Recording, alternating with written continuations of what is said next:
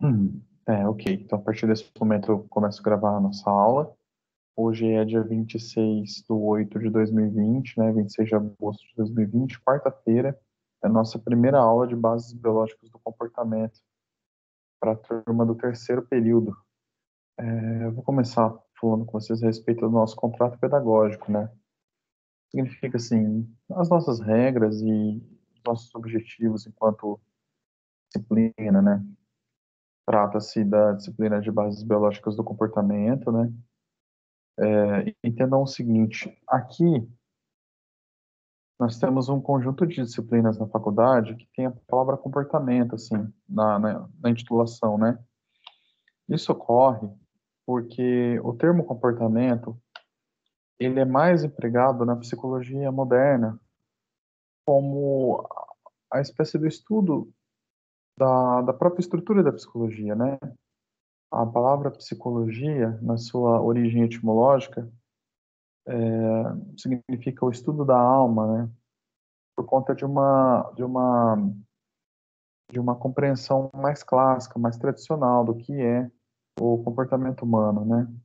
Entretanto, a palavra alma, ela abre sentidos possíveis de significado que são muito variáveis, assim. Então, eu posso falar no sentido religioso, posso falar no sentido filosófico, e exatamente por ser algo bastante abrangente e algo bastante variável, a psicologia moderna tende a evitar isso, para poder garantir um caráter mais científico, do ponto de vista da ciência moderna também, né? Então, a definição atual de psicologia não é mais o estudo da alma, mas o estudo do comportamento humano. E aí, então, eu substituo isso, ah, considerando o fato de que o estudo da alma é algo muito grande, né? Porque a própria definição de alma é algo bastante complexo de se fazer, não é simples. Já o comportamento é algo mais simples. Você consegue olhar para a pessoa e descrever o que ela faz, como ela pensa, como ela age, né, como de fato ela se comporta. Então, as disciplinas que têm a palavra comportamento no nome, elas estão se referindo, na verdade, à funcionalidade humana, assim, né? Então, bases biológicas do comportamento, que a gente vai estudar exatamente as estruturas mínimas da biologia, da fisiologia, capazes de sustentar o comportamento humano. Aqui é importante não confundir a palavra comportamento com a escola psicológica comportamental, com behaviorismo, né? São coisas diferentes. Embora utilize a mesma palavra comportamento, no behaviorismo eu tenho uma estrutura teórica específica e por isso também a gente mantém o nome behaviorismo, né? Embora a palavra behavior do inglês signifique comportamento, a tradução seria algo como comportamentalismo, né? A gente mantém o behaviorismo exatamente para sinalizar que a gente está falando daquela escola teórica e não do comportamento de forma geral, né? Considerando que a psicologia é a própria ciência do comportamento, é o próprio estudo do comportamento. Então, assim, eu já digo isso porque pode fazer uma ligação, assim, olha, nós tivemos uma disciplina de análise do comportamento, essa é bases biológicas do comportamento, então uma tem algo a ver com a outra, tá? Mas não diretamente, tá? Não diretamente, não é a mesma teoria. A palavra comportamento que só quer dizer exatamente isso, aquilo que o ser humano faz. Essa disciplina tem mais a ver com a biologia, ela tem mais a ver com a estrutura biológica da pessoa que propriamente com a estrutura comportamental. Quando a gente fala de bases biológicas, a gente vai estudar exatamente a biologia que sustenta o corpo humano, assim. No seu sentido mais literal da palavra também, né? Enquanto que biologia significa o estudo da vida, né? O estudo da vida, o objetivo dessa abordagem, dessa disciplina, é exatamente estudar como as características comportamentais são transmitidas de pais para os filhos, como ocorre a genética e como ocorre o estabelecimento da vida humana, né? Do ponto de vista biológico. O fundamento final aqui dessa matéria é que a gente consiga olhar para coisas complexas, como a personalidade, a inteligência, a identidade, a sexualidade das pessoas, e compreender que parte dessas construções, elas possuem origem na biologia da pessoa. Parte dessas construções estão na aprendizagem, né? Então, todas essas questões, elas têm um combinado entre a biologia e o aprendido, o inato, né, biológico, e o aprendido.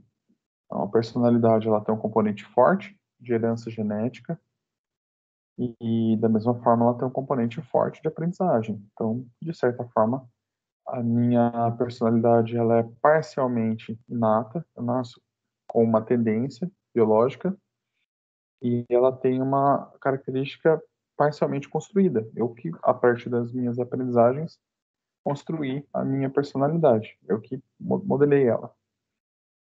Isso faz, se a gente olhar diretamente para essa característica do ser humano, ter algo nele que é vinculado ao corpo e algo nele que é sutil, que depende até mesmo da vontade, né, mas depende da aprendizagem, isso faz a gente compreender que é uma certa tendência comportamental cuja plasticidade ela é limitada. Então, eu preciso sempre considerar isso quando eu for no consultório, quando eu estiver no consultório. Uma pessoa, por exemplo, que é muito tímida, que é muito inibida, ela pode melhorar essa inibição dela, fazendo um treinamento de habilidade social, né? Ela pode melhorar a personalidade dela, ela pode aprender a se expressar, mas ela terá um traço biológico bastante marcado com relação a isso. Então, para essa pessoa, a tendência vai ser sempre a de manter certo resguardo social. Dificilmente uma pessoa que tem um traço biológico de timidez vai apresentar uma desinibição grande, assim, vai ser extrovertida, muito comunicativa, muito exposta. Inclusive, esse traço da personalidade mais marcado é o que a gente chama de temperamento. O temperamento ele muda muito pouquinho ao longo da vida, né? Ele pode ser aprimorado por via do meu repertório, eu posso superá-lo, sim, mas ele muda muito pouco. Uma pessoa que tem esse traço mais resguardado, ela vai ter sempre essa tendência a ser mais resguardada. Toda a intervenção que eu for fazer com ela precisa considerar essa característica individual dela. Então, ela nunca vai ser transformada em uma pessoa expansiva, e isso é muito importante. Então, o estudo dessa matéria, das bases biológicas, é entender como a genética ocorre, como a biologia ocorre, como as relações funcionais no organismo ocorrem e, portanto, entender essas características de normalidade.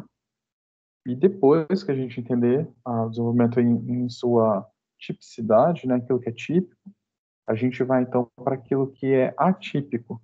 Também, um pouquinho antes, por volta da década de 80, foi chamado de anormal.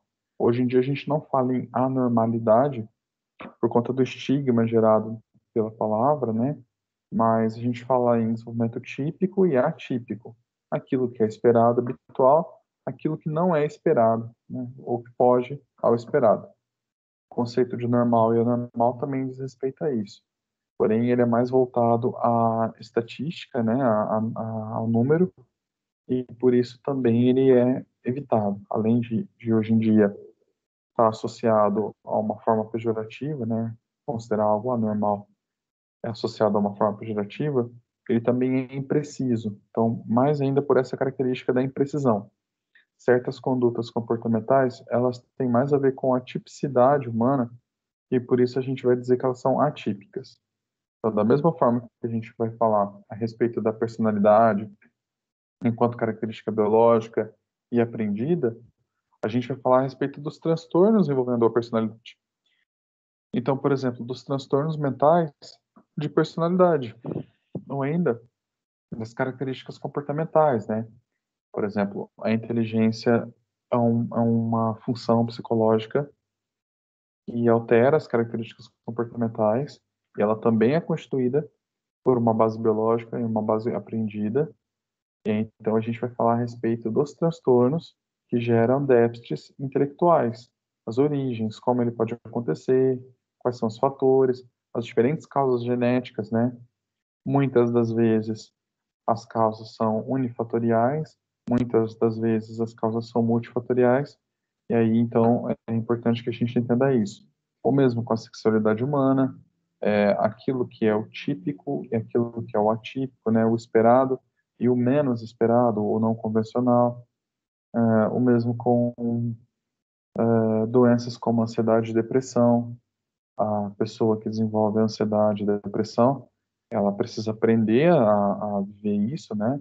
Ela precisa aprender a ser ansiosa, mas também o organismo dela já expressa uma tendência natural à ansiedade, uma tendência natural à depressão, né? A pessoa ansiosa, ela tem uma tendência natural a ser hiperreativa aos estímulos. Ela tem uma tendência a ter superexcitação diante dos estímulos. Então, o mesmo estímulo que não teria potencial ansiogênico para uma pessoa, pode ter um potencial ansiogênico para outra, por conta dessa variação da biologia. E além dessa questão da biologia, há também uma série de condições comportamentais que vão me levar ao aprendizado do funcionamento ansioso, né? Então, aí eu tenho a conduta comportamental ansiosa, mesmo com a depressão. Quando a gente estudar a base biológica do comportamento, então, o que a gente vai estar olhando é isso. A gente começa lá no estudo da célula, que é a organização mínima em termos de unidade, né? É a unidade mínima de organização do ser humano. As organelas da célula, que são como se fossem os órgãos da célula, né? Pequenos construtos anatômicos que fazem com que a célula funcione. E aí, da célula, a gente vai para o material genético contido na célula, DNA e RNA. Do DNA e RNA, a gente vai para a reprodução humana, né, genética mendeliana, entender como funciona a hereditariedade. E aí, compreendendo a hereditariedade, a gente vai para os estudos que vão considerar os transtornos relacionados à hereditariedade. Então, doenças típicas relacionadas à hereditariedade, alterações morfológicas que vão causar e proporcionar alterações comportamentais, déficit intelectual, por exemplo, ou ainda condições genéticas que vão gerar no organismo anomalias funcionais, né? Então, casos, por exemplo, de intersexualidade, quando a pessoa nasce com alteração genética de forma a desenvolver uma doença específica, como a Klinefelter, por exemplo, que vai alterar a morfologia do corpo do homem, fazendo com que ele tenha a sua sexualidade biológica desenvolvida de forma atípica, e isso vai refletir no seu comportamento por conta da questão hormonal, altera a conduta da pessoa, né, por conta da questão hormonal, e altera, às vezes, também a questão intelectual, porque altera toda a conformação do corpo da pessoa. O mesmo acontece nas mulheres, na síndrome de Turner, que altera a conformação, alterando os caracteres sexuais femininos, né? O corpo feminino fica menor, mais baixo, o pescoço fica desposicionado com arestas laterais, né? Chamado de pescoço alado. Eventualmente pode ocorrer déficit intelectual associado e o comportamento também pode ser alterado, né? Outras anomalias genéticas não relacionadas aos cromossomos sexuais, mas relacionadas aos cromossomos é, alossômicos, né? A gente chama de autossomo, o cromossomo sexual, e alossomo, o cromossomo geral, né?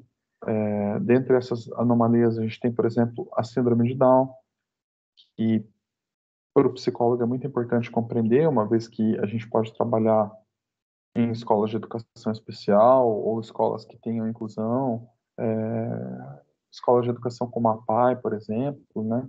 Então é importante entender a síndrome, conhecer a síndrome e entender as alterações comportamentais que a síndrome gera, né? Então, na síndrome de Down, pode ocorrer o rebaixamento intelectual, a baixa intelectualidade, determinadas características específicas do comportamento vão estar presentes, como, por exemplo, a inflexibilidade cognitiva, que é uma característica bem marcada.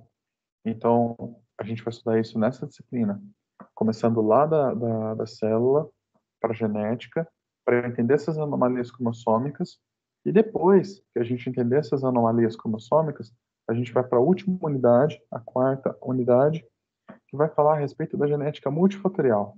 Quando não há uma anomalia cromossômica específica, que altera um gene específico, mas quando há um conjunto que promove na pessoa certa tendência. Então, em situações, por exemplo, relacionadas à personalidade, né? Não há nada em específico nos genes do pai, não há nada em específico nos genes da mãe, mas o conjunto geral gera algumas características específicas. Então, alguns transtornos mentais, como por exemplo a esquizofrenia, sabe-se que há uma relação genética que aumenta a probabilidade quando há casos na família, mas trata-se de uma condição multideterminada, porque para que a esquizofrenia seja desenvolvida, é preciso que a pessoa tenha a tendência biológica, que é de veio do pai e da mãe, mas que também tenha um fator ambiental. Então, ela precisa passar por uma aprendizagem, por algum fator estressante ou alguma conduta. O que a gente percebe é que, nesses casos, a biologia vai determinar na intensidade do quadro. Algumas pessoas vão desenvolver a esquizofrenia mais agravada, já numa idade mais jovem. Outras pessoas vão desenvolver apenas traços relacionados, né? Ou mesmo com outros transtornos mentais. Então, por exemplo, transtornos que envolvem o traço de comportamento paranoico, né? Na qual a pessoa sente mania de perseguição, ou ela se sente observada ou coagida o tempo todo. É importante a gente perceber que trata-se de um traço psicopatológico, mas trata-se de um traço também de normalidade. É normal que as pessoas tenham níveis de desconfianças variados. E isso tem tanto o influente da aprendizagem, pessoas que vivem em situações de insegurança vão apresentar mais esse comportamento, né? Como também variações biológicas. Varia de pessoa para pessoa. Então, mesmo diante da mesma circunstância de insegurança, alguns vão ficar mais paranoicos, outros vão ficar menos paranoicos, e alguns vão ter um nível de paranoia grande o suficiente para caracterizar um transtorno mental. Então, tem sempre essa condição. A genética influencia até certo ponto, a biologia influencia até certo ponto, e nesse momento é importante que a gente conheça a biologia. Aqui também é importante ressaltar que nessa disciplina ainda nós vamos aprender a respeito dos estudos com gêmeos, né? Em países nas quais a criação de gêmeos idênticos foi realizada em famílias diferentes, né? Então, como no caso da adoção,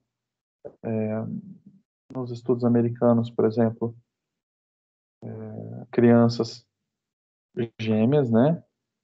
São às vezes adotadas por famílias diferentes e separadas por esse motivo. Elas acabam tendo contato, mas não é um contato diário, como se fossem na mesma família, né? E quando isso ocorre, eu tenho a condição de estudar aquilo que é genético e aquilo que é ambiental, da aprendizagem.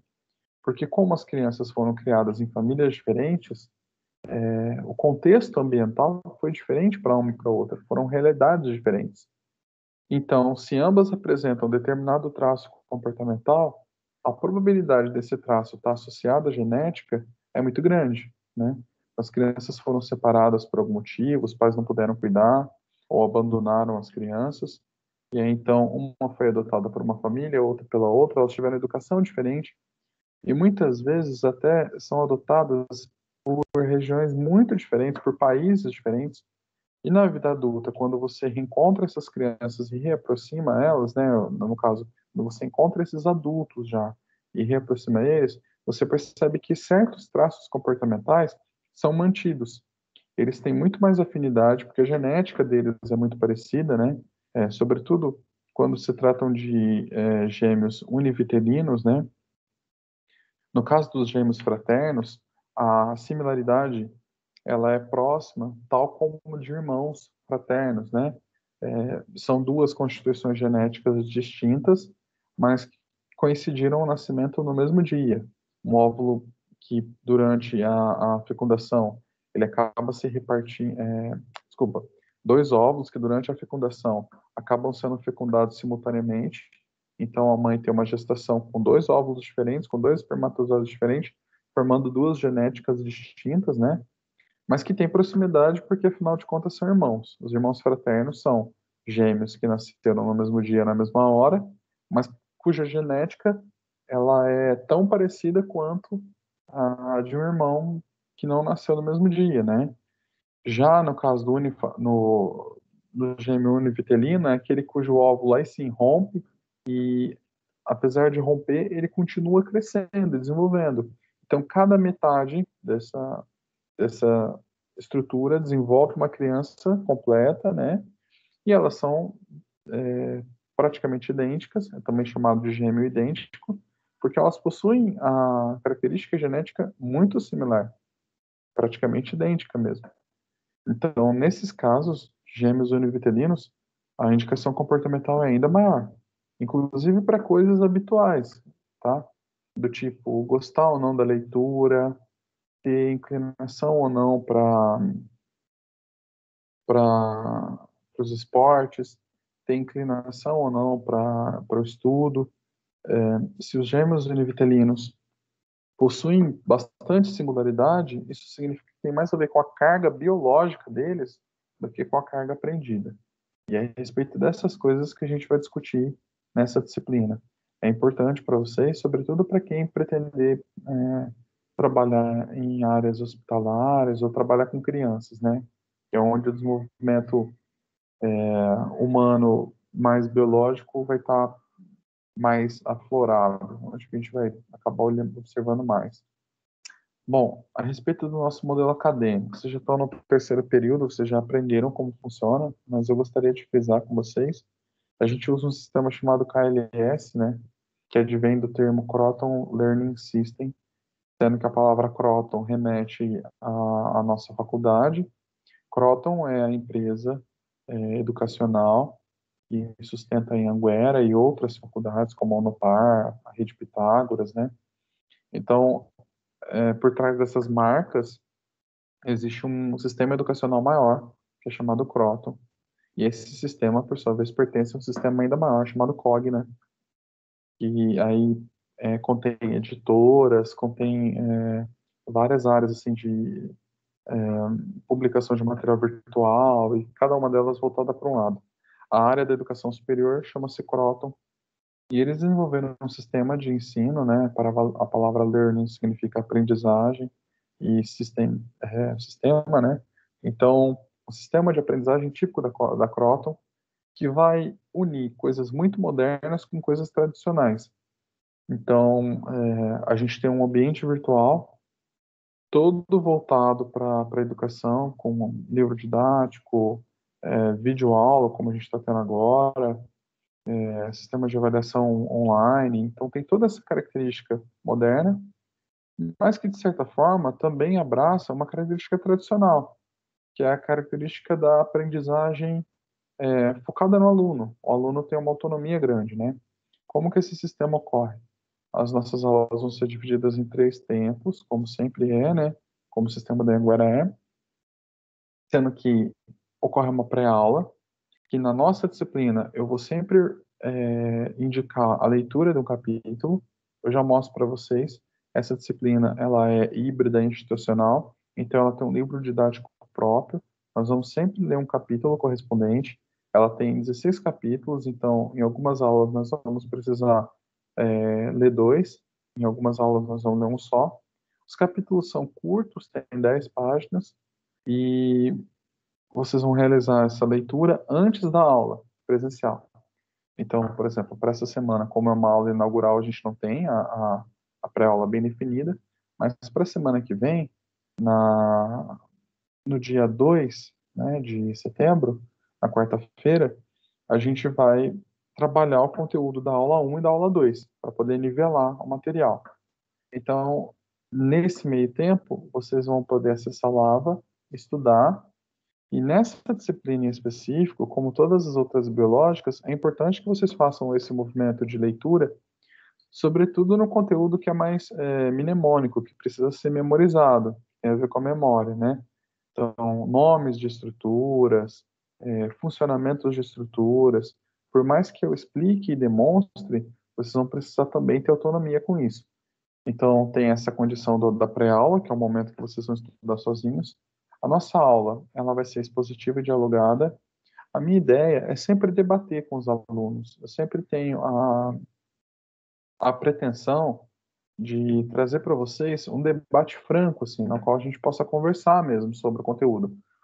E que para isso ocorra bem, vocês precisam mesmo da leitura para poder suscitar os assuntos, levantar as pautas, assim, né? Levantar os motes que a gente vai trabalhar. Senão, do contrário, a aula fica bastante monótona. Daí eu vou conduzir o diálogo sozinho, né? E a minha ideia é trazer vocês para essa autonomia. E aí, esse período de aula vai ser gravado. O que vocês vão ter lá para estudar no momento aula serão os slides que eu usei com vocês, caso eu tenha, né, material à disposição como slide ou vídeo, isso vai ser utilizado. E a nossa própria gravação, ela vai estar disponível no aula também dessa aula de hoje. Então, vocês podem rever a aula a qualquer momento. E aí, especificamente, nós temos um modelo pós-aula. Nesse momento pós-aula, eu vou colocar para vocês exercícios de fixação para vocês fazerem. Cada final de aula tem 3 exercícios para serem realizados. E, além dos exercícios de fixação, eu vou colocar para vocês videoaulas que vão encerrar o assunto, ou expandir aquilo que foi falado na aula, ou encerrar determinado assunto. Então, tem essa característica. A somatória desses 3 momentos encerram o conteúdo. E a ideia é que vocês façam 12 conteúdos nesse semestre, no total da disciplina, tá? Por que que isso acontece assim? Aí eu já puxar um pouquinho da psicobiologia por trás. O ser humano tem mecanismos cognitivos diferentes de compreensão. Quando eu assisto uma aula do professor, eu estou executando aqui, na figurinha do lado esquerdo, né? Eu estou executando aqui meu papel de aluno. Aqui eu ainda não sou um estudante, eu sou um aluno. Nesse momento eu sou capaz de entender as coisas, né? Eu sou capaz de fazer um entendimento das coisas, apreender a realidade, no sentido de apreensão, e entender a realidade. O verbo que eu vou usar é o verbo de observar. A minha conduta aqui será a conduta de observação. Observação pode ser dividida, né? Observar a ação, observação. Então, eu vejo o conteúdo e conhecimento do outro, mas não necessariamente eu estou adquirindo esse conhecimento para mim. Eu estou compreendendo como o mundo funciona, mas pode acontecer que eu não saiba reproduzir esse mundo ainda. É como quando a gente aprende um idioma novo, quando a gente está aprendendo idioma inglês, por exemplo, a gente é capaz de entender o inglês, mas não necessariamente a gente é capaz de falar. Eu consigo ouvir uma música, eu consigo até entender a letra, mas às vezes eu não consigo cantar a música. Isso porque eu fui capaz de fazer uma apreensão daquilo, fui capaz de entender aquilo, mas eu ainda não me apropriei daquele conteúdo. Para eu me apropriar daquilo, que daí é o que cognitivamente a gente chamaria de aprender, há necessidade de um movimento particular meu, que vai acontecer dentro de mim, né? E que trata-se de um movimento ativo da minha parte, e que cada um de nós pode ter acesso exclusivamente ao nosso. Então, nesse sentido, trata-se de uma espécie de testemunho que a gente tem para com aquilo que a gente entendeu. A gente precisa viver aquela experiência. E eu chamo isso de aprendizagem. E aí, então, esse movimento de aprendizagem envolve uma ação. Não apenas uma observação, mas uma ação. E essa ação de verdade é o estudo. E esse estudo precisa ser tanto voltado para a leitura, para a compreensão de um vídeo, mas principalmente para execução de uma característica, né? Eu preciso efetuar a minha aprendizagem para que ela realmente tenha sido consolidada. Imagina, por exemplo, que vocês vão aprender a dirigir um carro. Se vocês apenas olharem alguém dirigindo o carro, vocês são capazes de entender o mecanismo. Vocês são capazes porque vocês realizaram a observação. Vocês sabem como o carro funciona. Mas pode ser que quando eu solicitar que vocês dirijam o carro, vocês não consigam dirigir. Porque uma coisa é saber como funciona, outra coisa é saber de fato fazer aquilo, né? A diferença entre entender como dirige e aprender a dirigir. As crianças, os jovens, os adolescentes, eles entendem como dirigem. Se eu perguntar para uma pessoa de 14 anos, oh, você sabe como dirige? Eu sei, tem o pedal, esse acelera, esse freia, tem a marcha, precisa ser alterada, tem a direção, né, que vira o carro para um lado e para o outro. Um jovem de 14 anos é capaz de falar como dirige, porque ele entendeu. Mas não necessariamente ele é capaz de pegar o carro e sair andando, porque ele não aprendeu aquilo. Então, a aprendizagem ela exige esse movimento de execução. E aí, nesse momento, eu não sou mais aluno, eu sou estudante. Então, a gente vai aproveitar o nosso sistema KLS para que vocês sejam alunos e estudantes também. É esse o meu pedido para vocês. E é o meu conselho também, para aquilo que vocês façam ao longo da graduação, é que vocês sejam estudantes e alunos o tempo todo. O movimento de entender, eu faço a apreensão das coisas. No movimento de aprender, eu adquiro propriedade sobre aquilo. Quanto mais eu aprendo, mais eu consigo entender. Quanto mais eu entendo, mais eu possibilito a aprendizagem. E aí fecha um ciclo, né? Forma um movimento cíclico de entendimento e aprendizagem. Quanto mais eu sei, coisas aprendidas, mais eu sou capaz de entender coisas novas. Quanto mais eu entendo coisas novas, mais coisas eu posso reter para mim na aprendizagem. E aí exige esse movimento de olhar as coisas, prestar atenção, mas mais do que isso, exige esse movimento de executar as coisas, né?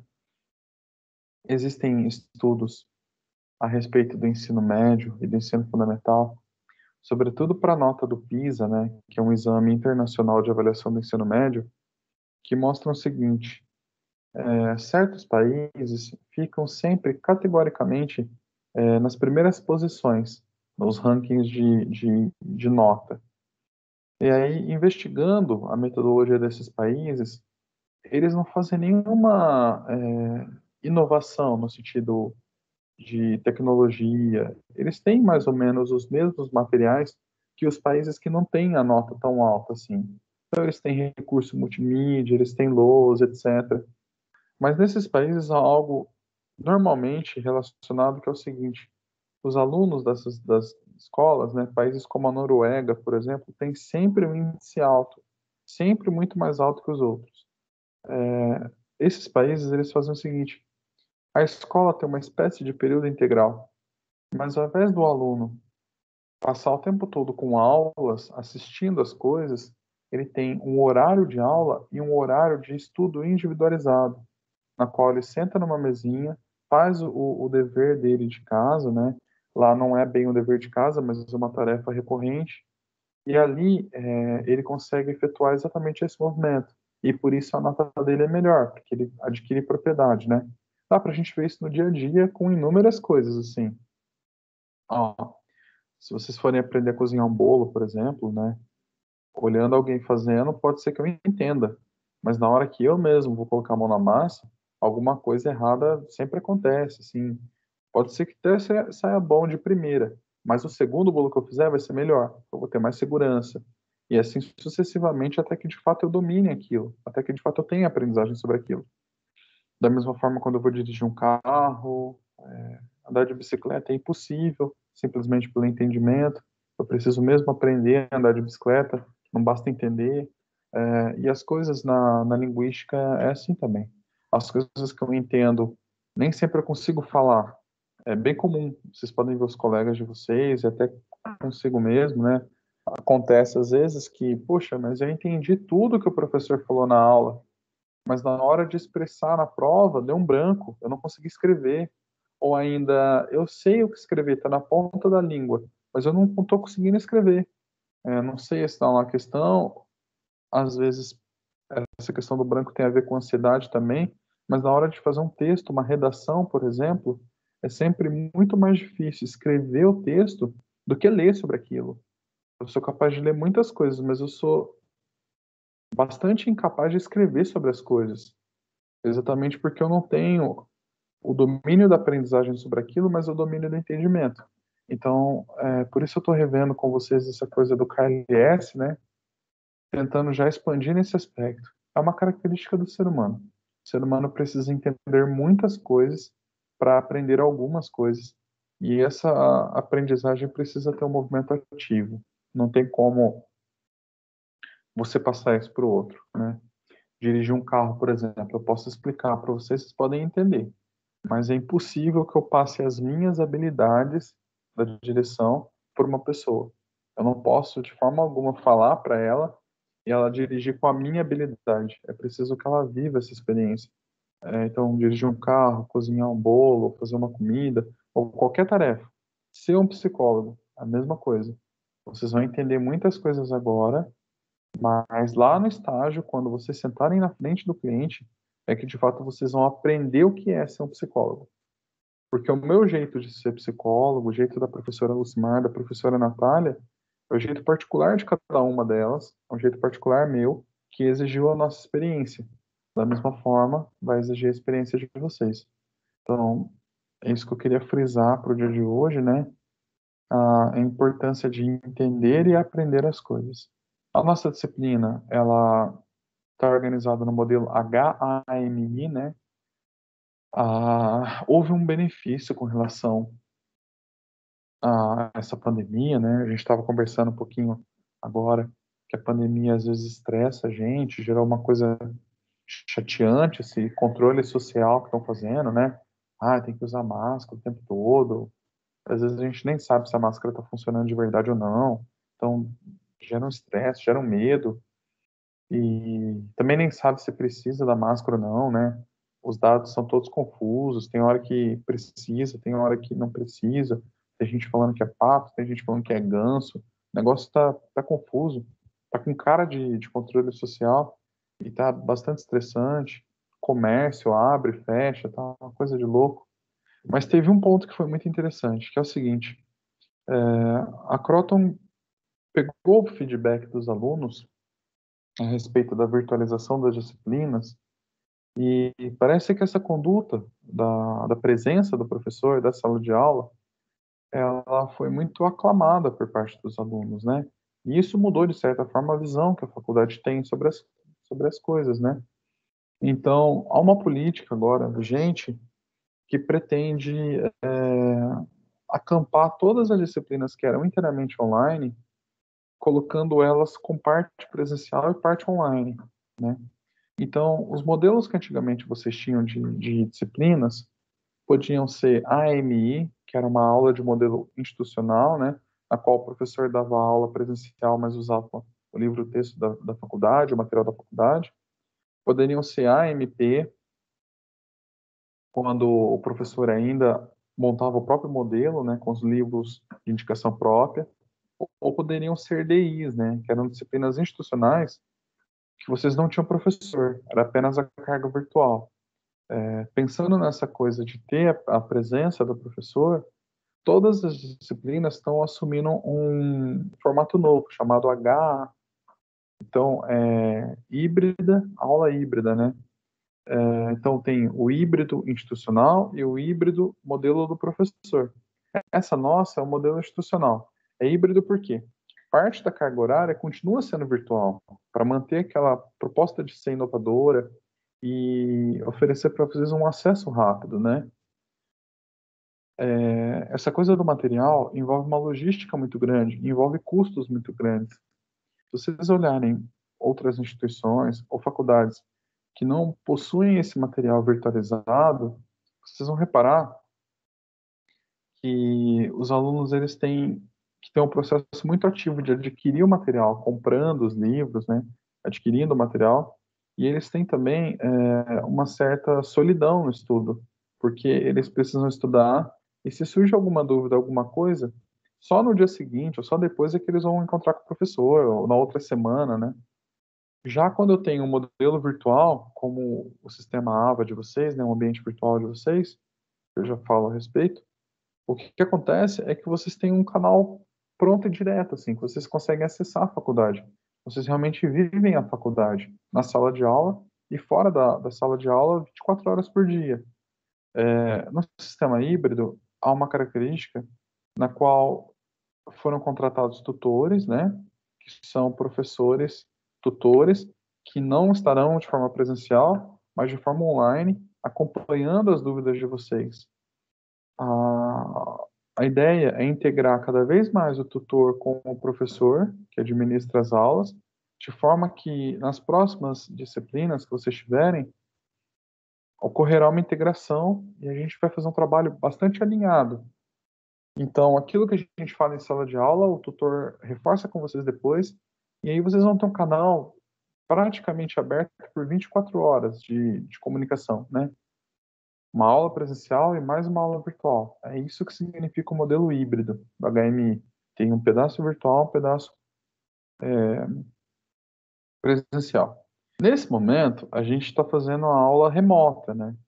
Então, de certa forma, ela é presencial, tem aqui a minha presença, tem a presença de vocês, mas a gente está longe um do outro, então é remoto. Mas ainda tem a presença, né? Então, é nesse sentido. Pode ser, dependendo da política, dependendo da instituição, né, dos fatores todos, pode ser que a gente volte a ter aulas presenciais esse semestre ainda. Não há nenhuma confirmação no momento, mas pode ser que por outubro isso aconteça. Então, nesse caso, a disciplina híbrida se mantém, a parte virtual e a parte presencial. Deixa eu só mostrar para vocês a respeito disso, né? Bom, o modelo institucional, então, envolve a instituição. E o principal acesso da instituição é o AVA, que é o ambiente virtual de aprendizagem de vocês. Vocês conhecem muito bem. Tudo que acontece, acontece lá. E os recursos que a gente vai usar de materiais é o nosso livro didático, a biblioteca virtual, para quando for fazer uma pesquisa extra, né? Ou quando for fazer um trabalho. Lá vocês têm uma base de livros muito grande. E vocês têm muitos títulos, né? Muitos volumes. E, eventualmente, eu vou usar com vocês materiais extras, sobretudo de canais didáticos, assim, como os que vocês já conhecem, né, que eu já costumeiramente uso com vocês, o Didetics, por exemplo, e tem sempre uma aula virtual, assim. Deixa eu só mostrar a apostila para vocês. Nesse momento, eu tenho a apostila do curso do semestre anterior. Pode ser que ela tenha sido renovada, né? A disciplina não abriu para mim ainda, meu AVA está atualizando. Pode ser que ela tenha sido renovada. Mas até o momento, o material que nós temos é este daqui, ó. Ele é convenientemente orientado de acordo com o nosso cronograma, né? É muito bom.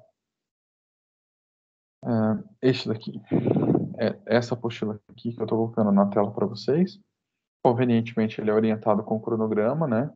Ela está no KLS anterior, modelo 1.0, que organizava o material em 16 encontros. Então, vocês vão reparar, tem 4 unidades, cada unidade composta por 4 aulas, né, num total de 16 encontros. No nosso modelo híbrido atual, os cursos foram reduzidos em 12 aulas, de forma que o conteúdo fica mais condensado, mas ao mesmo tempo ele fica mais focado. As disciplinas estão sendo replanejadas, tá? Nessa matéria, há uma felicidade que é a seguinte: a matéria é circular, ela forma uma espiral. Nós vamos sempre abranger os mesmos tópicos, aprofundando cada vez mais a percepção.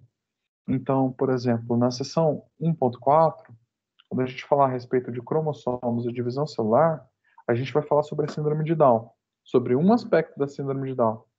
Mais tarde, lá na unidade 2, quando a gente for falar a respeito da genética clínica aplicada, a gente volta a falar da síndrome de Down, só que sob outro aspecto. E assim sucessivamente, até que quando a gente fala a respeito da genética do comportamento, a gente volta a falar. Então, assim, há uma amarração dos assuntos, sempre aprofundando mais. Dessa forma, o que dá para fazer é condensar as aulas, forma que o assunto não fica muito pesado, porque ele é convenientemente relacionado, né? Então, o que eu vou fazer é condensar certas aulas que têm o conteúdo muito próximo e pequeno, para a gente poder organizar isso aqui em 12 encontros, no caso em 11, né? Considerando esse e mais 11 pela frente. Vocês vão reparar que o material de leitura é organizado sempre em 10 páginas, então não é uma leitura muito extensa. A apostila ela tem uma formatação bem dinâmica, as linhas são bem separadas, a letra é grande, que é para deixar a leitura mais agradável mesmo do ponto de vista mecânico, né? Que a leitura ela envolve também um esforço da nossa parte, então a apostila ela tem uma cara muito agradável por causa disso. E são sempre 10 páginas. Quando condensar o material serão 20. Não é muita coisa. 20 páginas na semana inteira, então dá para dividir isso. E, como eu disse para vocês, ao final de cada aula, né? Então, por exemplo, a unidade 1 vai falar a respeito das bases cromossômicas e da genética. Ao final de cada aula, nós temos estudos de caso, falando a respeito de discussões clínicas, assim, que é algo muito interessante que a gente sempre pode levantar nas aulas. E no final de cada aula, a gente tem sempre exercício de fixação. Eu peço que vocês deem uma atenção para esses exercícios, né? Então, essa é a primeira aula que eu estou correndo a lista para vocês. E no final dessa aula tem exercícios. Eu peço que vocês deem atenção, porque baseado nesses exercícios é que nós vamos organizar a nossa avaliação, tá? Então, os exercícios eles são sempre voltados para uma aplicabilidade. Então, por exemplo, considere que existe o Dr. Fritz e que ele é proprietário de uma confeitaria, etc. Então, conta uma história de caso e fala da filha dele, né, tentando relacionar uma estrutura funcional de uma fábrica, né, com a estrutura funcional do DNA. Esse tipo de exercício ele é mais aplicado, é mais interessante e aí tem sempre 3 exercícios. E a gente sempre vai fazer ele na pós-aula. Em um primeiro momento, ele não vai valer nota, mas eu vou tentar associá-lo a um trabalho. Então, a gente vai acabar fazendo os exercícios como forma de trabalho no momento específico que eu já mostro para vocês. E o nosso estudo vai ser sempre dessa forma: leitura, aula expositiva e exercício depois. O material é essa apostila, eu já posso compartilhar ela com vocês, é a apostila da faculdade mesmo. Quem ainda não tiver com acesso completo no AVA, né? Quem tiver com acesso completo no AVA já tem a disponibilidade da apostila, ela já está lá. E aí, o que mais que tem a respeito do contrato pedagógico? Bom, o material então, que a gente vai utilizar é esse. Os horários, né? O nosso é noturno. Então, o horário que se aplica é esse aqui. No horário noturno, o início vai ser sempre às 19h10. Eu vou tentar ser mais rigoroso com o horário, começar na hora exata mesmo, né? Porque eu percebo que eu sempre começo esperando ali na recepção, tem sempre um outro aluno, então eu vou sempre começar às 8h10, mas, desculpa, às 19h10, né, 7h10 da noite, mas não se preocupe com relação a isso, caso aconteça algum imprevisto, vocês podem entrar na aula tranquilamente. A única coisa que eu peço é que tomem cuidado com o microfone e às vezes com a câmera, né? O microfone, porque atrapalha a minha fala, às vezes faz microfonia no som e atrapalha os alunos também. A câmera é mais por uma questão de zelo pessoal, né? Pode ser que a imagem que você esteja exibindo não é uma imagem que você queira que seja exibida, né? Então tome cuidado com isso, mas principalmente com o microfone. E não tenha vergonha de entrar na aula a qualquer momento. Eu falo isso porque eu fui muito envergonhado boa parte da minha vida e de repente se eu tivesse atrasado, eu preferia faltar à aula do que pedir licença ao professor e entrar, e isso me custou bastante, assim, perdi muita aula por isso. Eu não gostaria que isso repetisse com vocês, então eu prefiro que vocês estejam presentes, mesmo que chegar muito atrasado, do que faltem, tá? Então, não se preocupem muito com isso. A gente começa na aula certa, mas se eventualmente acontecer algum enrosco, não tem problema. A gente vai sempre realizar um intervalo às 8h50. Esse intervalo, presencialmente, teria duração de 20 minutos, por conta do nosso bloco ser mais afastado da cantina, então vocês precisam se deslocar, eventualmente tem fila, precisam ir ao banheiro, e eventualmente tem fila também, né? Muitos alunos, tomar uma água, então tem um tempo um pouco maior para dar um break mesmo. Aqui, no virtual, como a gente está em casa, pode tomar uma água a qualquer momento, eu vou fazer um intervalo um pouquinho reduzido, de 10 minutos, para poder deixar a aula mais dinâmica. E no limite do possível, eu termino a disciplina mais cedo. Eu tento sempre matar uns minutinhos mais cedo para a gente deixar a coisa mais ágil. E aí, caso seja necessário, a gente pode negociar. Um dia que a disciplina estiver mais densa, eu dou um intervalo um pouco maior, de acordo com o que vocês forem conversando comigo. No dia que a disciplina estiver mais ágil, eu encurto ela, a depender do assunto, né? Então, é mais ou menos isso. E o término ocorre às 22 horas, nos dias em que houver esse encurtamento, às 9h40, 9h50. O nosso calendário começa, então, oficialmente hoje, dia 8 de agosto de 2020, né? Nossa aula oficial. E ele termina dia 2 de dezembro de 2020. Deixa eu já mostrar um calendário para vocês. Eu não sei se vocês já viram esse calendário, mas é interessante que vocês acompanhem. Ele está organizado de acordo com as semanas e de acordo com os índices, de acordo com o programa, assim, né? As nossas aulas vão acontecer na quarta-feira e, portanto, a coluna que vocês devem acompanhar é a terceira coluna da, das datas, né? E aí vai funcionar assim: nós teremos 6 aulas direto com conteúdo, começando hoje, né? Essas 6 aulas vão acomodar as duas unidades, unidade 1 e 2, e cada unidade vai acomodar 3 aulas cada uma, né? Então, são 6 aulas de conteúdo inédito, que a gente vai acomodar a unidade 1 e 2. A gente tem uma vantagem a nosso favor, que não tem nenhum feriado na quarta-feira, então dá para a gente trabalhar com o horário cheio, né? Na semana 7, ocorrerá a prova B1 de vocês, e, portanto, no dia 7 de outubro, a primeira prova, e ela vai comportar o conteúdo da unidade 1 e unidade 2, sendo 50% cada uma, né? 50% unidade 1, 50% unidade 2. Na semana 8, nesse semestre, ocorre algo novo, que até então a gente não tinha, que é uma semana de palestras. Nessa semana de palestras não haverá aula oficial. Os professores não vão dar aula para vocês e vocês vão ter palestras variadas, assim.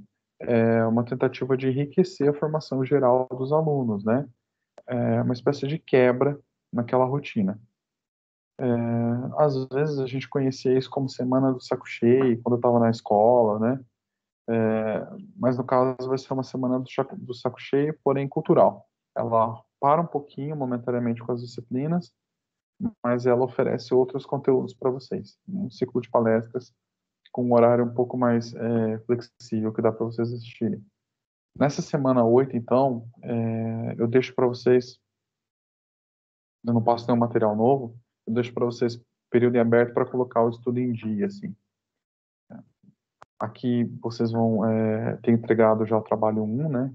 Então fica um tempo aberto para fazer outro trabalho ou para colocar o estudo em dia. Na semana 9 a gente retoma, e aí da mesma forma a gente tem outro bloco de 6 aulas, 2 unidades, unidade 3 e 4, 3 aulas cada uma, né? E aí na semana 15 a gente tem a nossa avaliação, que cai lá no dia 2 de dezembro. E esse é o último dia de aula de vocês. Anteriormente, no semestre passado, no ano passado, né, o segundo semestre era mais extenso. Ele ia até o dia 20 de dezembro.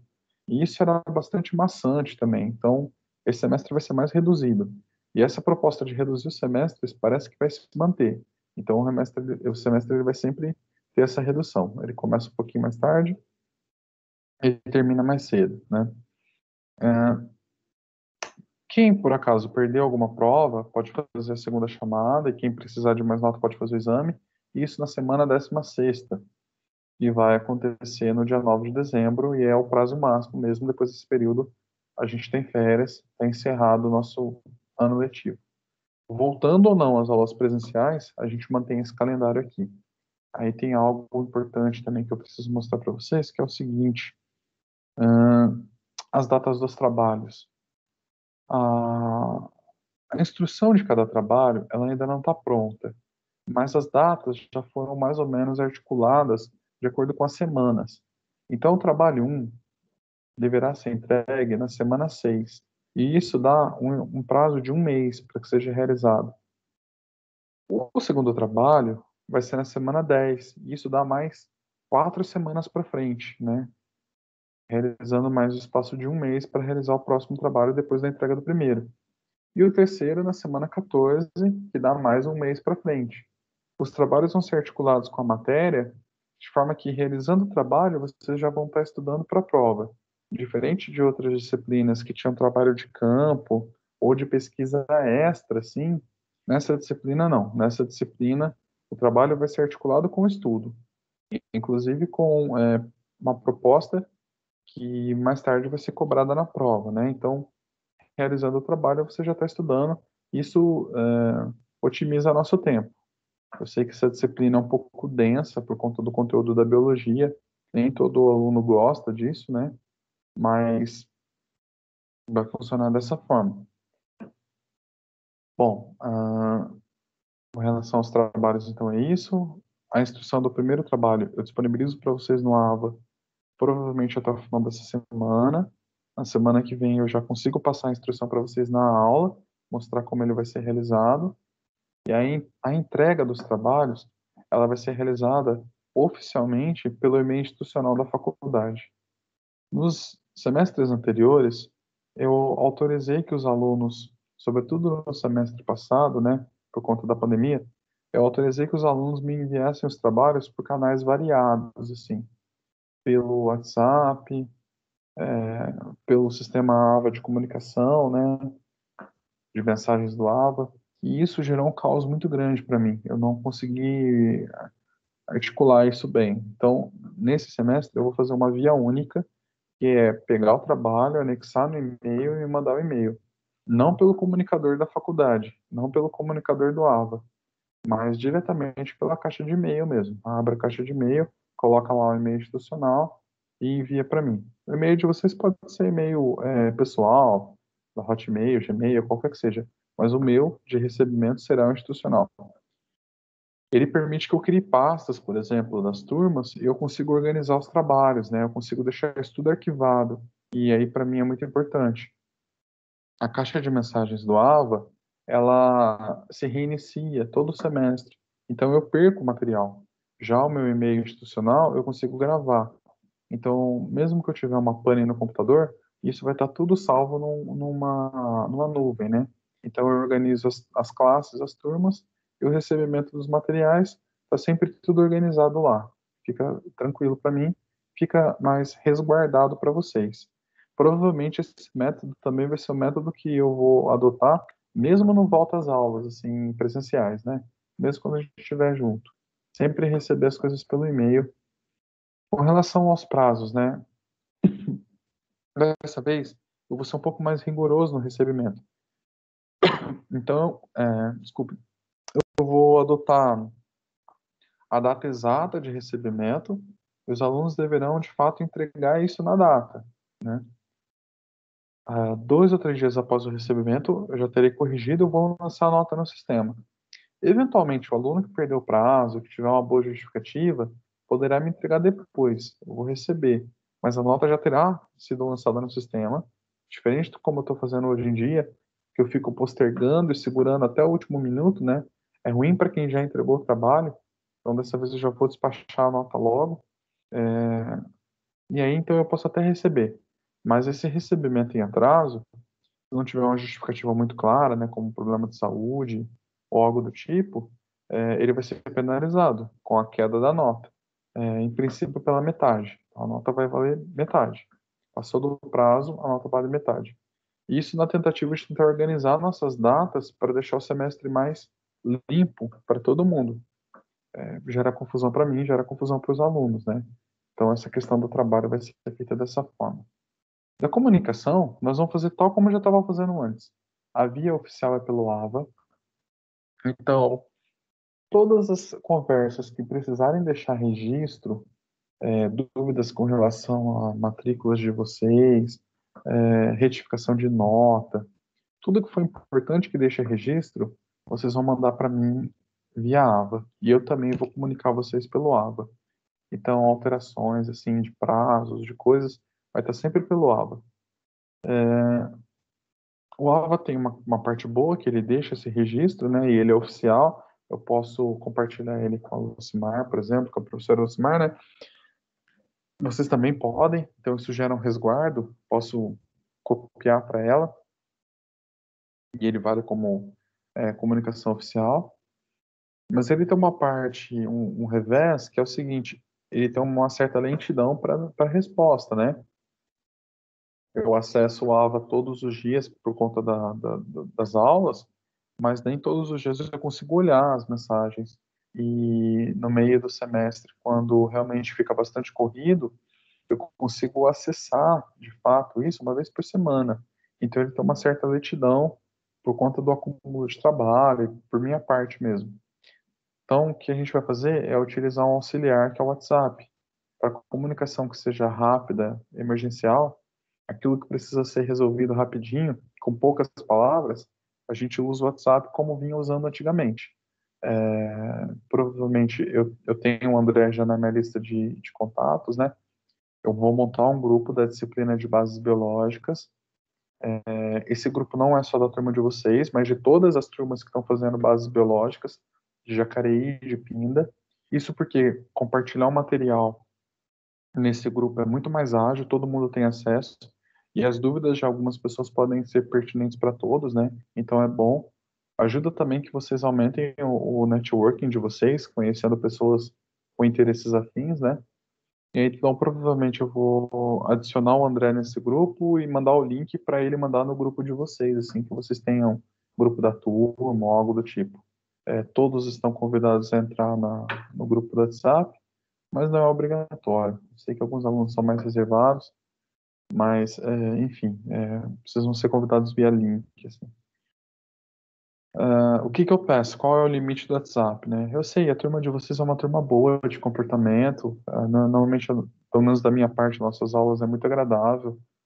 Eu sempre me sinto bem nas aulas. Mas eu tive muito problema com relação ao WhatsApp, no sentido de aluno cobrando certos comportamentos assim, de forma inadequada, né? Mandando mensagem às 2 da manhã para pedir correção de prova. Nessa hora eu vou estar dormindo, então não tem como corrigir prova 2 horas da manhã, né? Não tem muito o que fazer. Então eu peço que vocês tenham um bom senso, para que a gente possa manter a nossa liberdade e que um consiga preservar a liberdade do outro. Isso é muito importante. E em caso eventual, muito eventual mesmo, a gente pode comunicar via rede social. Então, professor, tem Facebook, tem Instagram? Tem tudo isso, acho legal, podemos ter amizade. No limite do possível, a gente pode fazer confraternização, tomar uma Coca-Cola, comer uma coxinha. Isso tudo é muito legal. Só o que eu peço aqui também é a mesma prudência, o mesmo resguardo. De certa forma, a nossa rede social é uma espécie de marketing pessoal de cada um, né? O psicólogo, ao se expor na rede social, ele pode, por exemplo, estar fazendo uma vitrine para um cliente dele. Então, eu peço que vocês tomem muito cuidado com o que vão compartilhar ou vão marcar, né?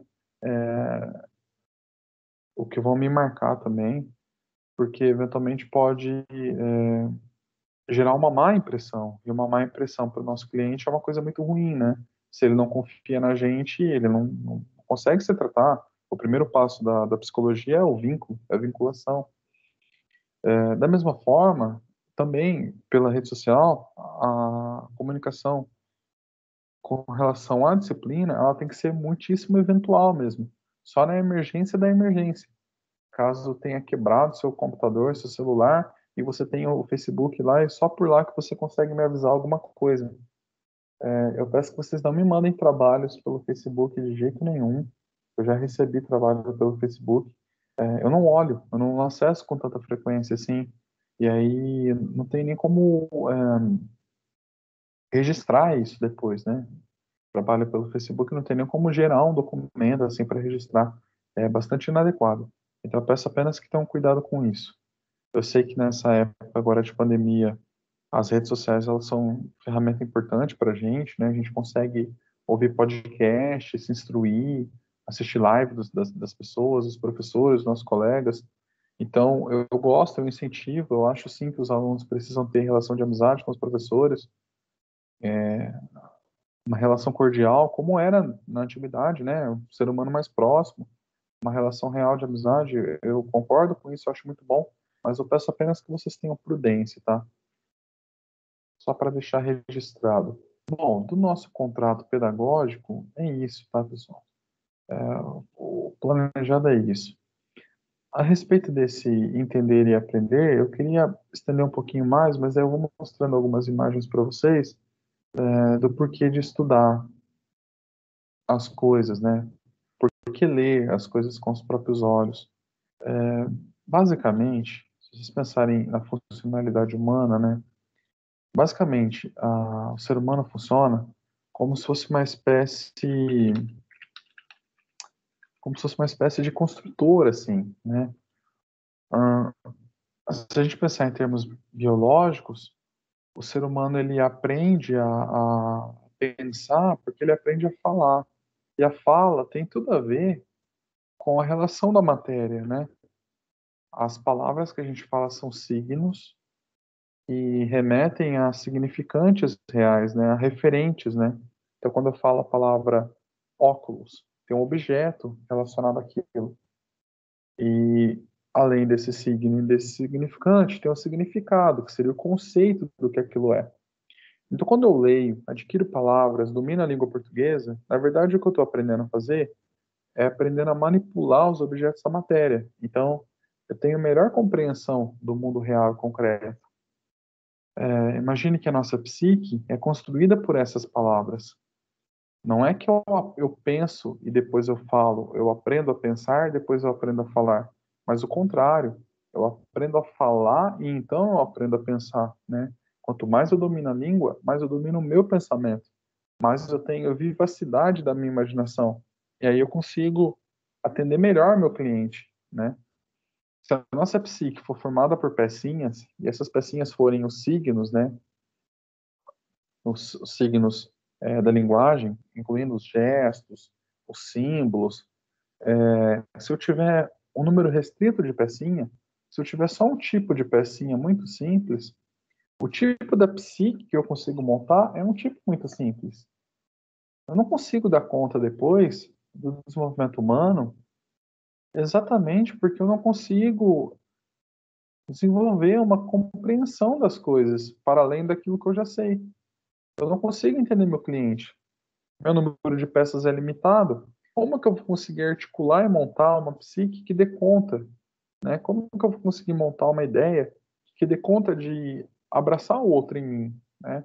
Eu não consigo nem sequer desenvolver empatia, porque o movimento de empatia é um movimento ativo, na qual eu me coloco no lugar do outro, tentando expressar a experiência que o outro sentiu.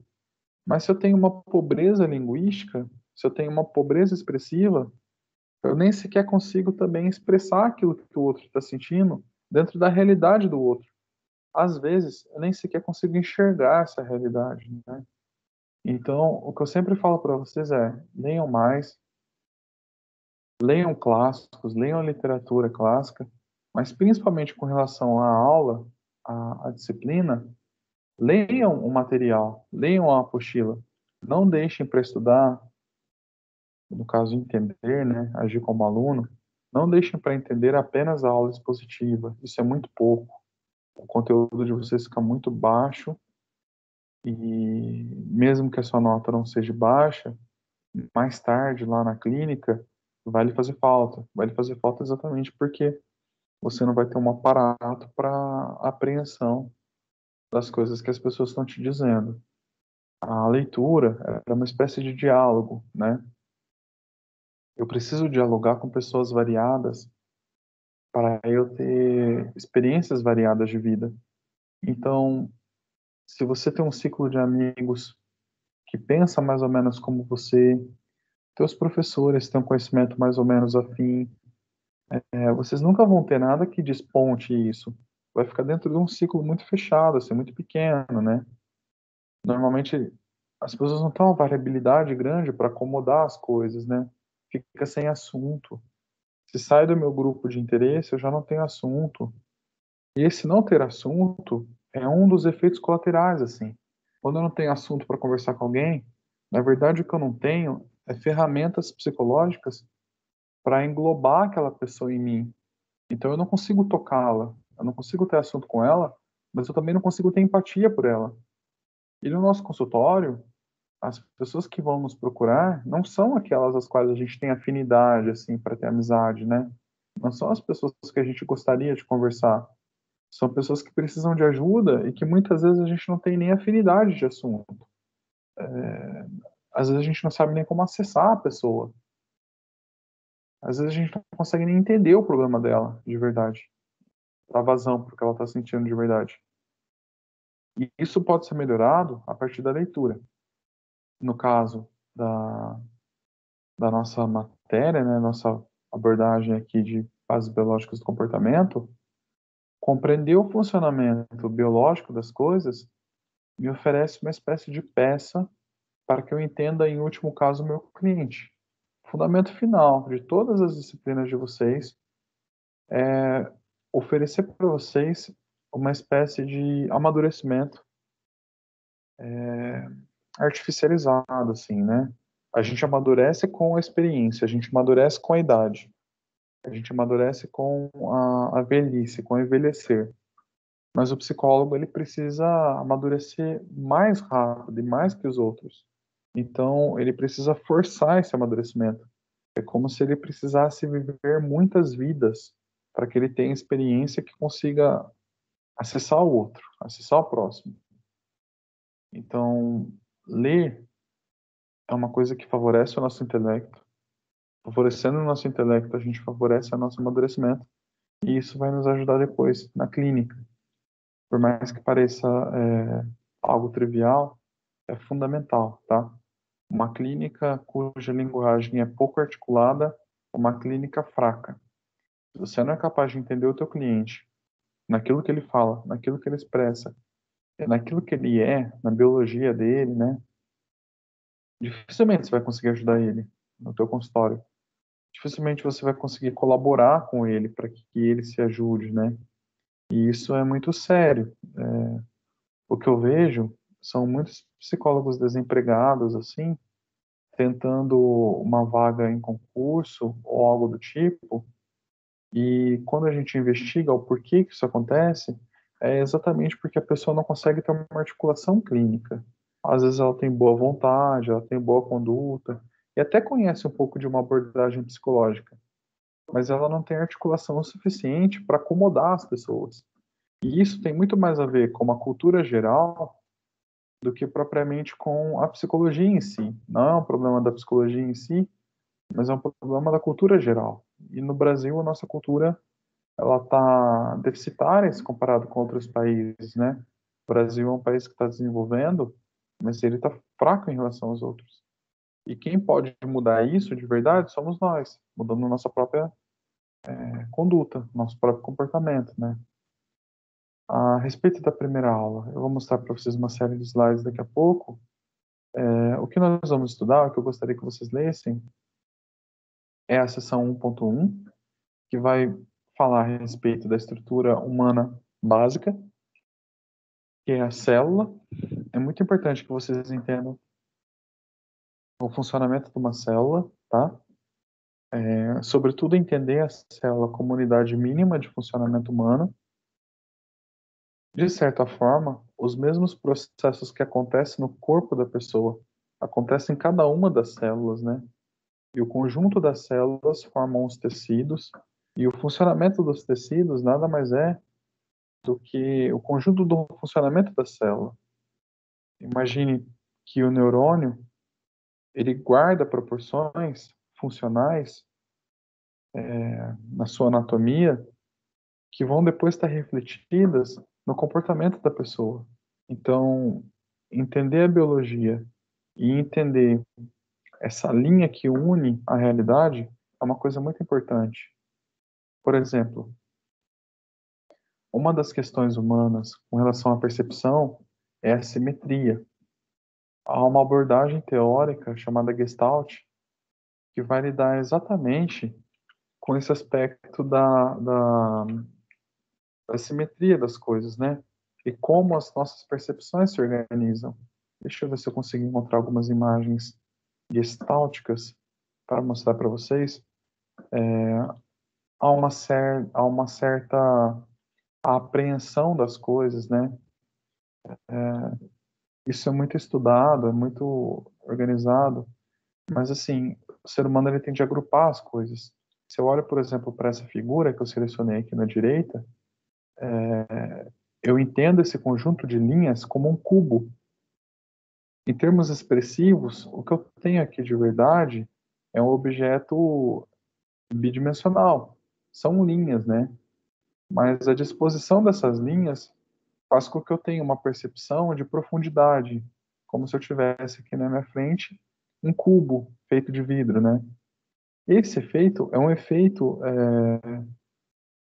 presente em todos os seres humanos e que está presente na nossa percepção, mas que está presente também na organização das nossas células.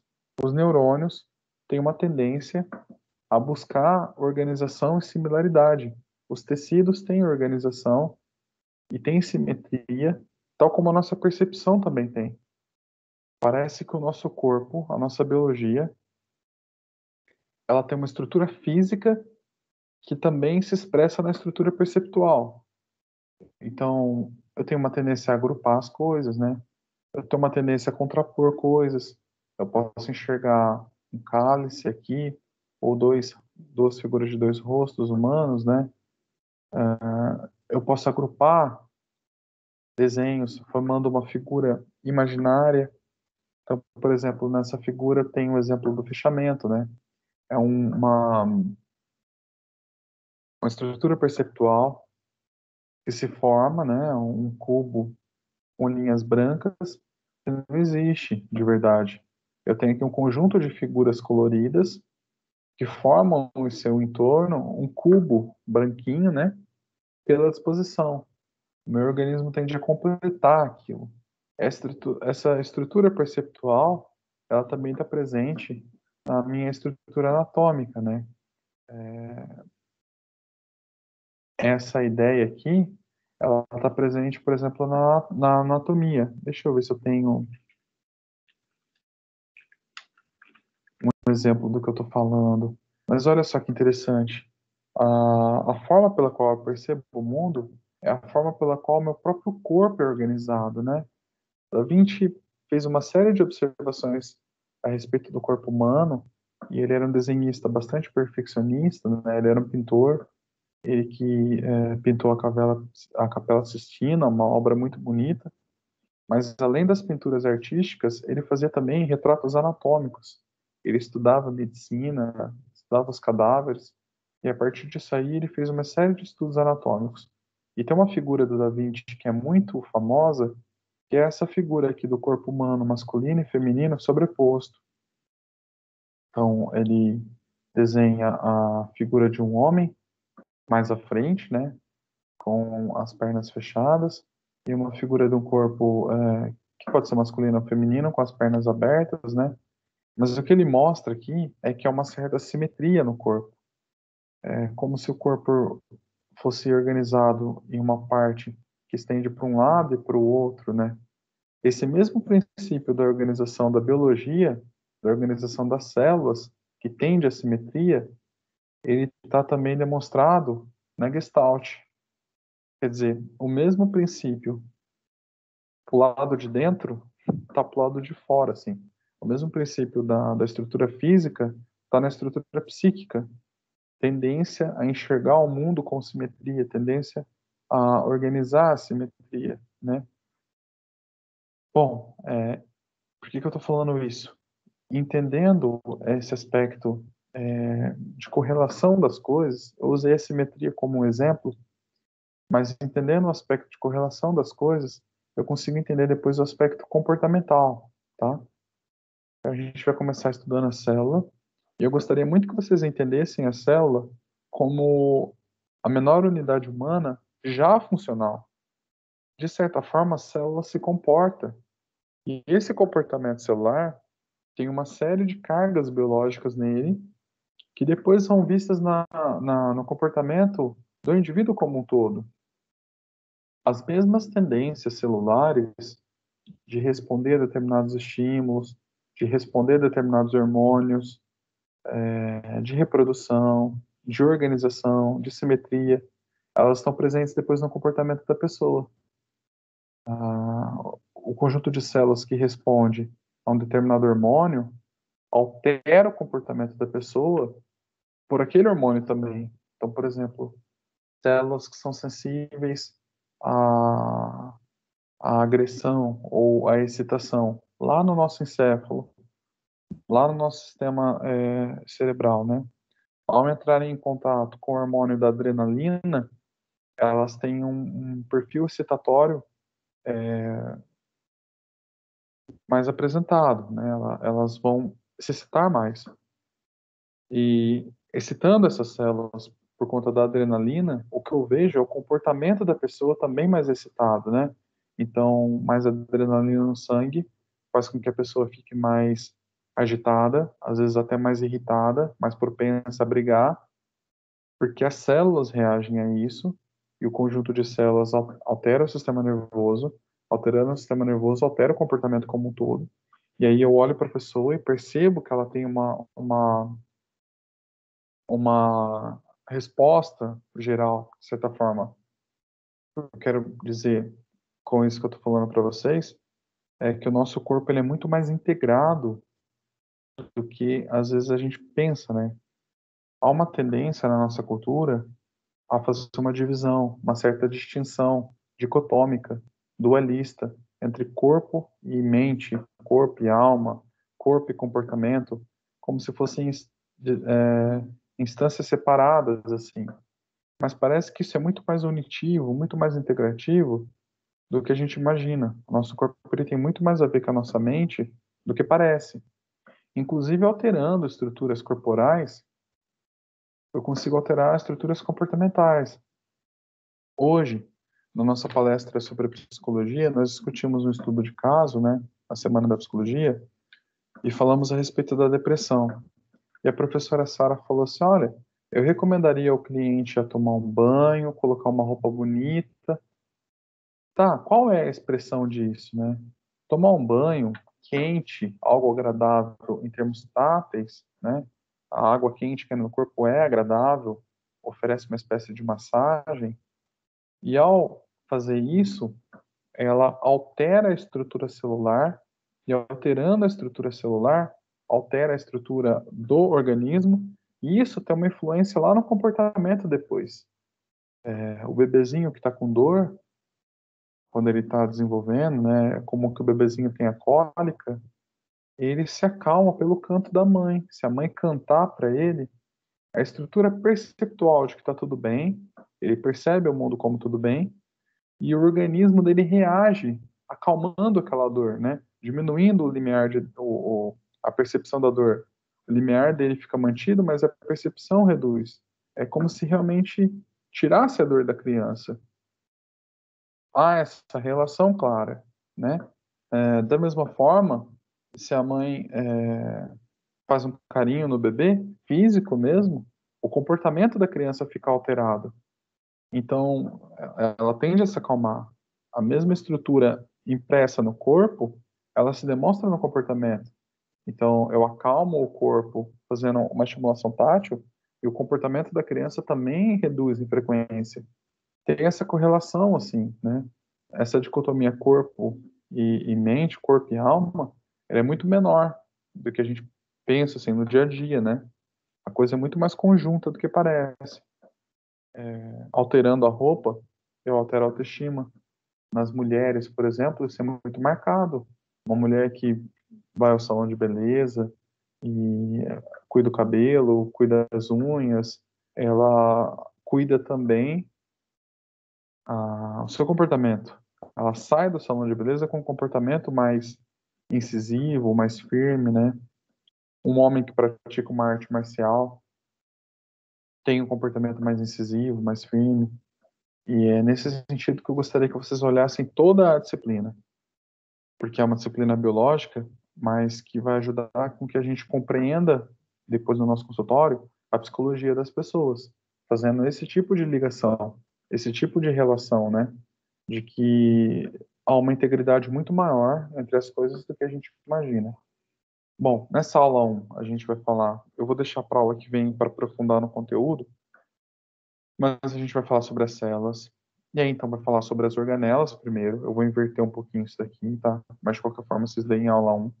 Aí a gente vai falar sobre as organelas primeiro, que são essas aqui. Entendendo a célula, entendendo a organela, que são as estruturas internas da célula, aí, então a gente vai entender a estrutura principal, que é o núcleo, e aí a gente vai falar a respeito dos ácidos nucleicos que a gente tem no nosso organismo, né? Sobretudo a respeito do DNA e do RNA, enquanto potenciais genéticos. Daqui, a gente puxa o gancho para a hereditariedade, que é onde a disciplina de fato começa a sair desse aspecto mais micro, mais biológico, e começa a entrar para um aspecto mais, inclusive, clínico do nosso dia a dia. Então, a gente vai falar sobre o DNA, sobre o RNA, sobre os diferentes tipos de RNA e a funcionalidade de cada um deles. Eu tenho alguns vídeos para mostrar para vocês a respeito disso, do funcionamento do RNA e do DNA, deixo para a aula que vem. E isso também coincide com o nosso trabalho número 1. No primeiro trabalho, o que eu vou pedir para vocês é que façam um exercício, eu vou descrever lá, façam um exercício de replicar um desenho como esse aqui. Eu gostaria que vocês desenhassem uma célula eucarionte animal, né? A célula animal quer dizer a célula humana também, né? O ser humano é um animal. Então, tudo que tem na célula eucarionte tem na célula humana, de certa forma. Eu gostaria que vocês replicassem esse desenho à mão, que desenhassem as organelas também à mão e que fizessem o nome da organela e a descrição da organela, para que ela serve. Como material de apoio, além dessa apostila, eu vou disponibilizar para vocês os slides. Em alguns slides eu coloquei conteúdo extra. Deixa eu encontrar aqui. Hum,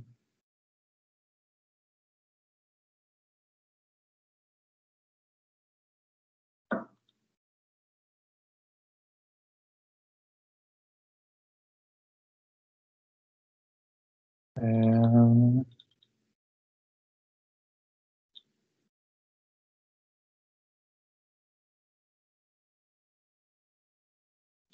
eu tenho esse slide guardado dos anos passados, mas eu vou atualizar ele antes de disponibilizar para vocês. Vou localizar a pasta que ele está. Esse aqui, ó. Pronto. Eu vou disponibilizar para vocês um slide já com resumo e com alguns desenhos mais aprofundados. Eu sei que a apostila tem uma exposição de figuras, mas eu encontrei outras figuras que eu gostaria de falar com vocês, né? Então, eu vou colocar para vocês figuras alternativas e o meu objetivo final é que vocês consigam olhar para essa estrutura aqui, que é uma célula humana real, né? Óbvio, colorida em microscópio e ampliada em microscópio, né? A célula humana ela tem uma cor muito mais próxima da nossa pele, da nossa carne. Aqui ela está colorida, ela não é verdinha assim, nem azulada, né? Mas é para dar o contraste, então colorido artificial. Mas eu gostaria que vocês olhassem para isso e identificassem aqui as organelas. Depois que a gente fizer uma série de estudos, que vocês fizerem o trabalho, vai ser mais fácil que isso aconteça.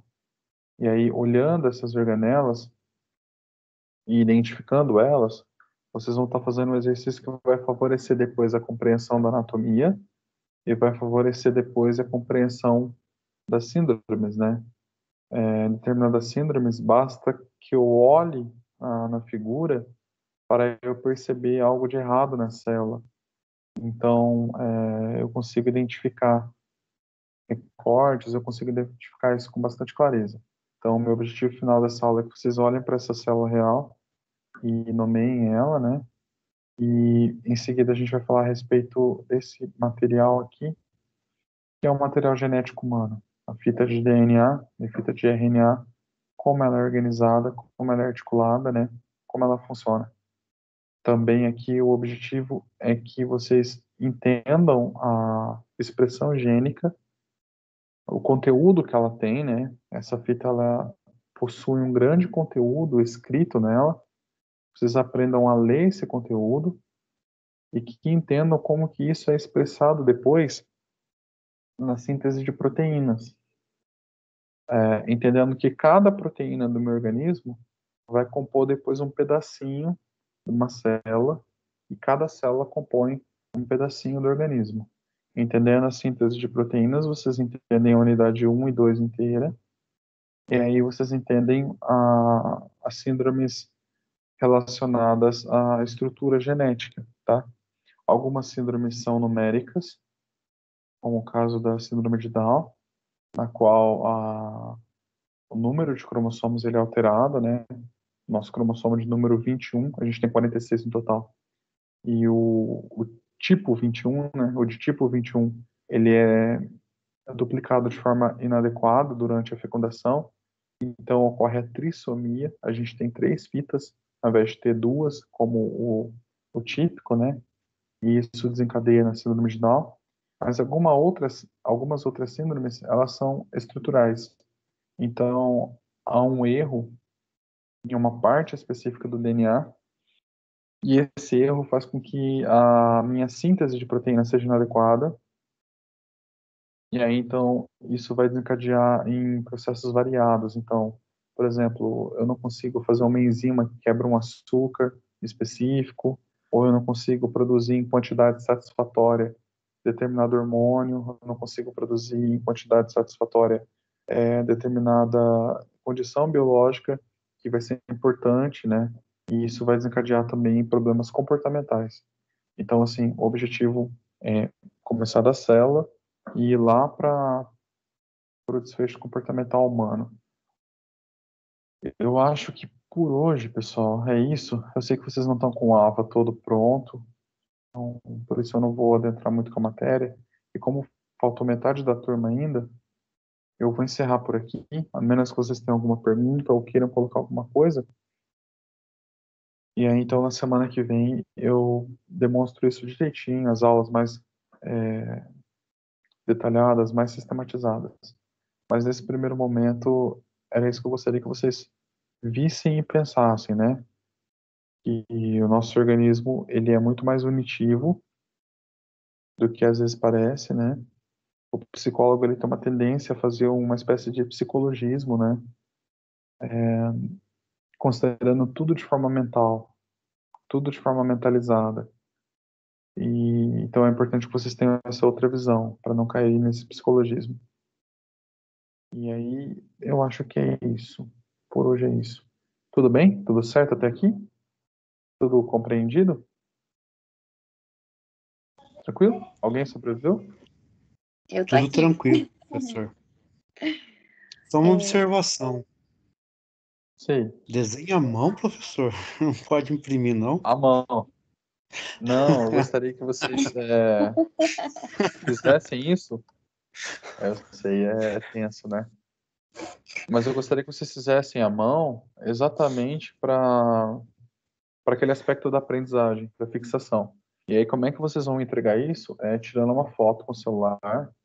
A gente instala um aplicativo específico de scanner no celular, né? Ou quem tiver scanner de computador pode escanear no computador. Quem não conseguir instalar o aplicativo pode só bater a foto. E aí vocês me entregam a foto, assim. É mesmo para vocês pegarem isso no braço, para vocês aprenderem a fazer a mesma coisa. Isso, acreditem ou não, dá uma diferença muito grande, dá uma diferença de compreensão muito grande. Eu sei por experiência própria, por exemplo, uma coisa assim que eu vivi, né? Por muito tempo eu trabalhei na análise do comportamento, professor de behaviorismo, mas antes disso eu fui um aluno de behaviorismo e eu tive aulas com ratinhos de verdade na minha graduação. Eu aprendi o behaviorismo usando um rato de verdade e depois do mestrado também com rato de verdade e eu vi aquilo no comportamento animal. Eu não sei explicar, mas isso me deu uma espécie de crença no behaviorismo muito mais real, muito mais realista do que quem não passa por essa experiência. Eu tive alguns colegas que não tiveram o rato de verdade, e eles falam do behaviorismo de forma muito mais intelectual, muito mais intelectualizada do que de forma experiencial, vivencial, né? E na psicologia, a gente precisa ter verdade no que está falando, de certa forma. A gente precisa ter experiência concreta. Eu não sei se vocês vão me entender agora, mas fazer as coisas garante para a gente uma certa segurança no agir, muito diferente do que saber as coisas ou aprender as coisas de forma apenas teórica. E aí desenhar a célula, nesse momento de pandemia, é o que dá para a gente fazer, tem essa característica muito boa, né? Quando a gente tiver nosso laboratório de anatomia, pode ser que a gente veja uma lâmina do microscópio, né? E veja a célula com os próprios olhos. Aqui tem a possibilidade da gente ver o Atlas virtual na biblioteca, né? Mas nesse momento que eu queria que vocês fizessem era realmente desenhassem. Não é assim, não vou mostrar o desenho para ninguém, não é um show de apresentação, não é uma galeria de arte, nada disso. É só para que vocês tenham atenção mesmo. Vocês vão ver que vai ajudar na prova e vai ajudar depois na compreensão. Isso realmente ajuda. Escrever as coisas, desenhar as coisas, realmente ajuda no processo. Mas é só isso também. O trabalho é curtinho, é uma única folha, uma folha de sulfite só, um desenho só, simples. E depois os outros trabalhos aí é no computador, é digitalizado, aí é tranquilo. Eu sei que parece ruim, mas não é tão difícil assim, é até divertido. E tá tendo bom resultado. Nas outras turmas, assim, o pessoal fez isso e foi bom. Nessa parte de compreensão das organelas, das células, foi muito legal. Eu tive problema com essa matéria, o pessoal não conseguia entender as organelas, e aí depois que eu adotei essa prática de desenhar, esse problema simplesmente desapareceu. Nas outras turmas, o pessoal não teve o mesmo problema. Então, por isso que eu estou adotando com vocês. Tudo bem? Vocês me entendem? Sim. Professor, Tranquilo, professor. esse desenho é para a gente já entregar na próxima aula? Não, naquele prazo que eu mostrei para vocês, da semana 6, tá? Ah, então tá bom. Daqui um Outra... mês, hein? Uhum. O grupo do WhatsApp, a gente já vai estar tendo no próximo aula ou ainda não? Eu já montei esse grupo com os alunos das outras turmas e eu vou adicionar o André, né, se você não se importar, tá, André? Porque ele era o representante da turma no semestre passado, eu tenho o contato dele. Ok. Eu sempre anoto o contato do representante, né? Eu tenho o contato dos outros alunos, mas tem alguns que eu conheço melhor, por conta de ser representante, eu acabo dialogando mais. Então, eu sempre são alunos meio de referência, né? Então, eu adiciono o André, a Carla, eu acho que eu tenho também, adiciono, e aí eu mando o link, e aí, pelo link, eles convidam o resto da turma. Aí todo mundo entra lá. Eu acho que eu até tenho o telefone de todos vocês, mas eu prefiro fazer o link porque daí é rapidinho. Não depende muito da minha velocidade. Cada um pode clicar lá e entrar rapidinho. O grupo já está pronto, inclusive daqui a pouco eu já adiciono vocês. Eu vou terminar a gravação aqui, encerrar, eu já abro o WhatsApp e já adiciono. E aí hoje mesmo a gente já começa o grupo. Toda a Então tá instrução que bom, tiver obrigada. de AVA, eu vou falando no grupo, assim, ó, abriu a matéria, o plano de aula está pronto, o acesso está pronto, eu vou falando para vocês. Para mim, até o momento, até onde eu sei, a matéria ainda não abriu. Por isso que eu mostrei a apostila, mas eu não confirmei se é essa ou não. Mas assim que eu tiver certeza disso, eu já mando para vocês. Até o final dessa semana, eu acho que vai estar tudo funcionando. Bem provavelmente. Tudo bem? Tudo bem, obrigada. Então é isso. Boa noite, pessoal. Muito obrigado pela atenção Professor, até boa o noite. Boa noite, momento. professor. Obrigada Bom pela aula. retorno a todos. Igualmente. Bom semestre a todos. É isso. Ok, obrigado. Mãe,